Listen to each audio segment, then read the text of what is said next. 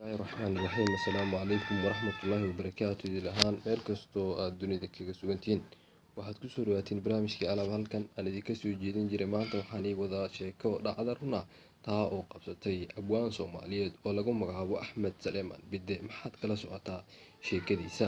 Marka laga hadlayo dhinaca lamaanayaasha, jacaylka waa dareen dhab ah oo uu qofka u qaado qof kale kaasoo uu doonayo inuu la wadaago nolosha isagoo aan ku qancin cid kale uu ku beddesho.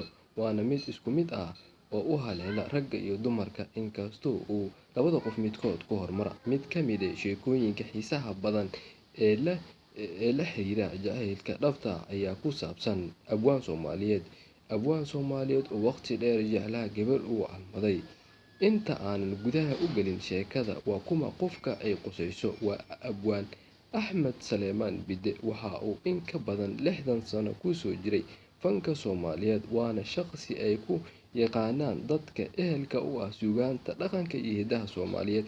Waxaa lagu xasuustaa riwaayadii uu ku caan baxay ee la oran jiray Alle Aamin Ma Iisho, taasoo soo baxday horraantii sanadkii 1964. Wuxuu sidoo kale sameeyay ku dhawaad 40 riwaayadood iyo heeso fara badan. Abwaanka oo hadda ku sugan magaalada Hargeysa waxa uu leeyahay taariikh jacayl oo dhab ah oo aadna u xiiso badan. Waxa uu guursaday gabar uu jeclaa ku dhawaad muddo 22 sano ka hor ayuu waqti xaadirkan guursaday.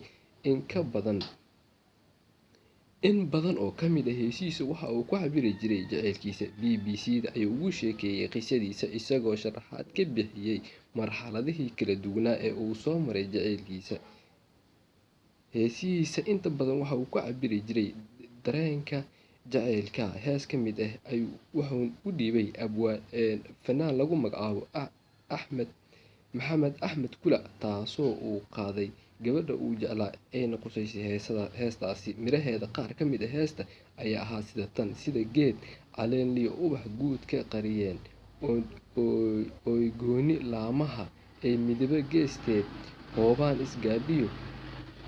iyo wax ka mid ah ereyadaasi ayaa ka mid ah heestaasi.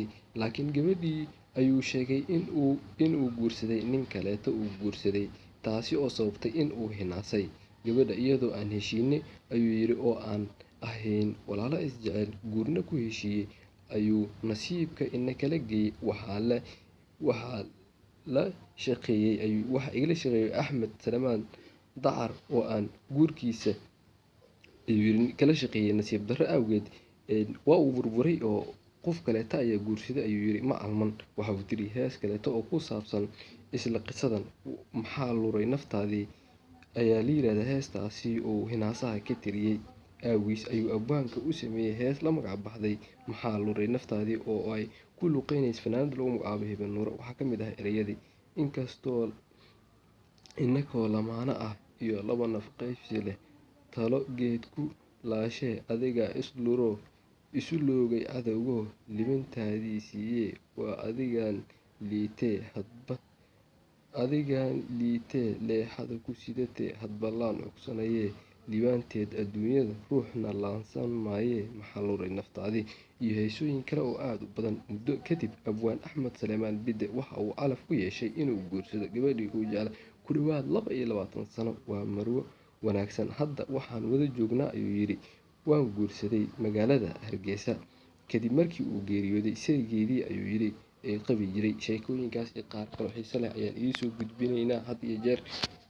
Barnaamijyo kale oo xataa waxgal ah iyo taariikhi intaba. Marka waad mahadsantihiin. Dooha Media.